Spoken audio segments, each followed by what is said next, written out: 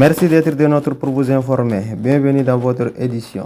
Le ministre directeur des cabinets civils du chef d'État, Idriss Youssouf Boy, a présidé ce 28 décembre 2023 la cérémonie de passation entre le ministre d'État, secrétaire général à la présidence sortant, Gali Ngouté Ngata, et l'entrant Mahmoud Ahmad Alabo. Suivez le reportage de nos confrères de la présidence.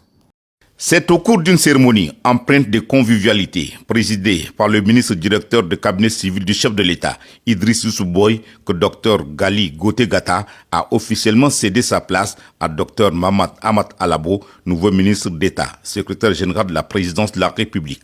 Ce sont deux grandes figures de l'administration tchadienne et deux docteurs de renom qui se succèdent ainsi au secrétaire général de la présidence. Gali Ngouté Ngata est docteur en économie, tandis que Mahmoud Ahmad Alabo est lui docteur en mathématiques. Nommé le 10 octobre 2022, après la clôture des travaux du dialogue national inclusif et souverain dont il était président du présidium, Dr Gali Ngouté Ngata a exprimé sa gratitude envers le chef de l'État, général Mahamat Idriss Déby Itno, saluant ses qualités et soulignant sa satisfaction quant à la mise en œuvre des résolutions et recommandations du dialogue. Permettez-moi de m'acquitter d'un devoir, celui de remercier vivement et du fond du cœur le président de transition, le général Mahamat Idriss Déby Itno, que je me permets toujours et affectueusement d'appeler président tout court. Je suis le seul à faire ça. Ce n'était pas un mépris, bien au contraire, c'est une affection.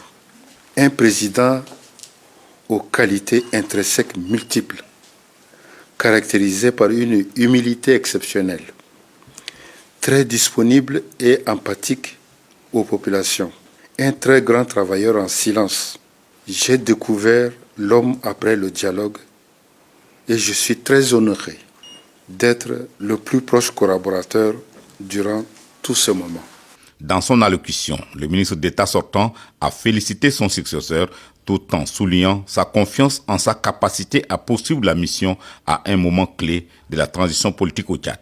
Il a particulièrement loué les compétences du nouveau ministre d'État, le décrivant comme un grand commis de l'État. Le ministre d'État entrant, Dr Mahmoud Ahmad Alabo, a également exprimé sa gratitude envers le président de la République pour le choix porté sur sa personne, assurant qu'il assumera cette mission avec technicité et rigueur. Je voudrais avant tout exprimer toute ma gratitude au président de la République d'avoir fait son choix à ma modeste personne pour permettre de diriger le sommet de la pyramide administrative de notre pays. C'est une tâche à la fois exaltante, à la fois difficile, certes, mais qu'à cela ne tienne, nous devons faire en sorte que la confiance placée en notre personne soit méritée. Le ministre directeur de cabinet civil du chef de l'État, Idriss Youssouf Boy, s'est quant à lui appesanti sur les valeurs professionnelles et humaines partagées par les deux ministres avant d'installer Dr Mahmoud Ahmad Alabo dans ses fonctions. J'installe M. Mahmoud Ahmad Alabo dans ses fonctions de ministre d'État, secrétaire général de la présidence. Je lui souhaite par ailleurs plein succès dans ses lourdes et exaltantes missions en cette période cruciale de la deuxième phase de la transition de notre pays. Nous rendons un hommage mérité au grand frère Gali et lui souhaitons bon vent pour d'autres missions plus passionnantes. Cette cérémonie sobre mais très riche en enseignements marque ainsi le début d'un nouveau chapitre pour la présidence de la République, symbolisant la continuité et l'engagement pour la stabilité et le progrès du pays. Les regards sont maintenant tournés vers Dr Mahmoud Ahmad Alabo, appelé à jouer un rôle de pivot à la présidence de la République dans cette période charnière de l'histoire de la transition politique du Tchad et au lendemain du référendum constitutionnel. Et puis, le président du cadre national de concertation des partis politiques, Dr Nasradji Massengar, a fait un point de presse ce 29 décembre 2023, un point de presse relatif au fonctionnement du CNCP et le résultat définitif du référendum. Suivez un extrait de ses propos au micro de Zainab Aklimas. Le peuple tchadien a voulu faire du CNCP un instrument au cœur du processus électoral pour un retour paisible à l'ordre constitutionnel. Cette volonté du peuple a eu son début d'exécution lorsque le cadre a été créé. Malheureusement, dès sa mise en place, des querelles internes ont bloqué son fonctionnement pendant plus de 4 mois. 4 mois au cours desquels l'essentiel du cadre juridique et organisationnel ayant conduit au référendum a été mis en place sans aucun regard du CNCP. Je voudrais citer entre autres la loi créant la CONOREC avec son décret d'application, la composition de la CONOREC, le code électoral spécial, le calendrier de l'enrôlement en vue de la mise à jour du fichier électoral, pour ne citer que cela.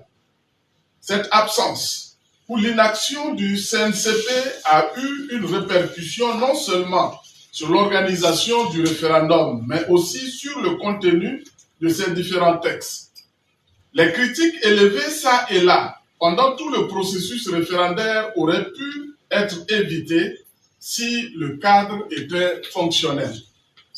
Tout en faisant notre mea culpa, nous devons à partir de maintenant nous remettre en cause et prendre de bonnes résolutions afin d'être à la hauteur des aspirations futures du peuple tchadien. L'année qui s'ouvre sera une année électorale.